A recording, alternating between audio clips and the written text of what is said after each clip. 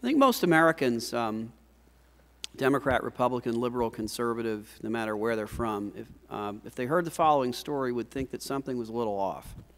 We took a person that had worked for an employer for a very long time, and for 13 years running had scored at the very top of employment evaluations, the top 3 to 5% of people in this person's field. And the employer that the person works for merges with another company. And when the merger takes place, they have a field office in Kansas and a field office in Iowa. And what they essentially do is to say that all the people over 50 in the Kansas office will offer an early buyout so they can leave. And the people over 50 in the Iowa office will essentially demote. And as I understand it, only one person who is under 50 is demoted, and that person's near 50 at the time. So the person who's affected by this, after 13 consecutive years of scoring at the top of the list on achievement, sues and claims under the age discrimination statute that he was demoted because of his age. There's a trial that takes place in federal court in front of a jury. The jury listens to the evidence in the case, deliberates for a week, comes back and says, yeah, we think that the employer violated the law here and that this individual is entitled to recovery. I think most people would say, okay. The next thing that happens is the case goes up to the Court of Appeals, and the Court of Appeals rules for the employer, saying the jury was told the wrong thing that it should look at in determining whether the plaintiff or defendant was going to win. And so the case goes up to the Supreme Court at that point, and the Supreme Court looks at the issue and says, you know what, the appellate court didn't even get the question right. So when the question before the appellate court was, when does the burden of proof shift to the employer to show that they weren't discriminating based on age, the Supreme Court says that's not really the right question, because the way the law is written, the burden of proof never shifts to the defendant. And unless the plaintiff can show that he was the victim of discrimination, he loses. Now the question becomes, how do you show that? How do you show that? And I come at this issue from the belief that the vast majority of employers in America are good-spirited, law-abiding people who have no intention whatsoever to practice discrimination against anybody, and in fact, who don't practice discrimination against anybody. I think the majority of employers in this country understand that you pick the best person, whether the person's 61 or 21, whether the person's African American, Asian American, Hispanic, whether the person's old, young, male, female, someday whether the person is gay or straight. You pick the best person. And failing to do that's not very good for business. But, you know, you have a situation here now where employers, I think, have been given a roadmap as to how to make it look like you're not making a decision based on age discrimination and get away with it.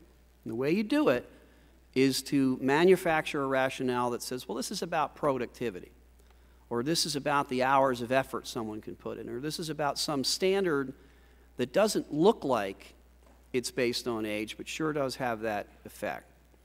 The story that I tell is not hypothetical, it's Mr. Gross's story. And he's here to testify about it this morning, about what happened to him in his attempt to redress what he believes and what I believe was a wrong that was done to him. The story really goes well beyond Mr. Gross to millions of other Americans who are supposed to be protected by the age discrimination statutes that govern employment. The question really becomes, if you have to find a smoking gun, if you have to find the foolish email or foolish conversation or foolish oral statement that was made that says, yeah, we've had enough of these old people here.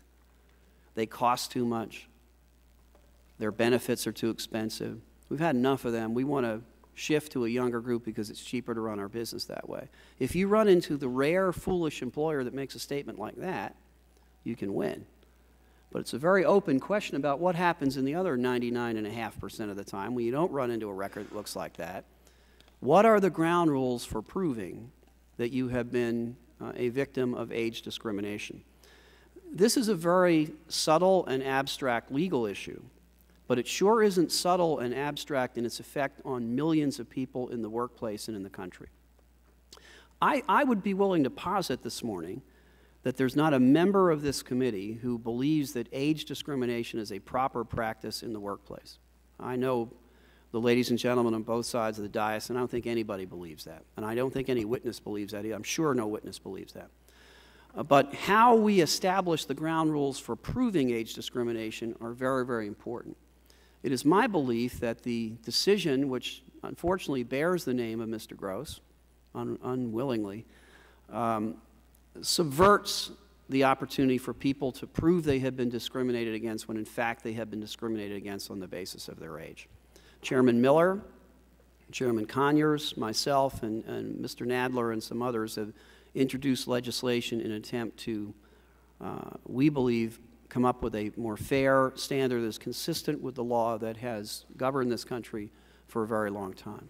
Basically, that idea is that if you as a person who believes you've been discriminated against can show evidence that would raise that presumption, the burden then shifts to the defendant to show that the defendant did not, in fact, base their decision on age discrimination.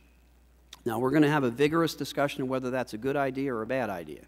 And it's a discussion that will commence today and I think go on into the future. So I don't think the issue before the committee this morning is whether people support age discrimination or not. I don't think anyone here does. The issue, though, is what to do about that. And I think we had an effective statute on the books for a long time that was successful in achieving justice for those who deserved it.